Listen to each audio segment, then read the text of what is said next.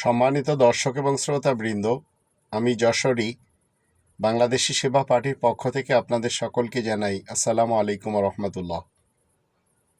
আমাদের দেশের মুসলমান শিয়া সুন্নি সালাফি যারা রয়েছে, এদেরকে যদি আপনারা জিজ্ঞেস করেন যে আপনারা কি কেউ মুসলিম, একজনও বলতে পারবে না যে তারা মুসলিম। তবে মুসলিমের যে সংজ্ঞা সেটিও আমাদের দেশের মানুষ জানে না। এটি আমি বলে দিচ্ছি। মুসলিম অর্থ যে শান্তিতে থাকে এবং অন্যদেরকে শান্তি প্রদান করে, এরকম একটি লোক আমাদের দেশে পাওয়া মুশকিল। আর মুমিন হচ্ছে যে নিরাপদে থাকে এবং অন্যদেরকে নিরাপত্তা প্রদান করে, এরকমও লোক আমাদের দেশে পাওয়া মুশকিল। তবে পাবেন মুসলমান শিয়া, সুন্নি, সালাফি, কাদিয়ানি, আহলে হাদিস, দেওবান্দি, বেরেলভি এই টাইপের। মনে রাখবেন, এরা কেউ মুসলিমিনদের সদস্য না।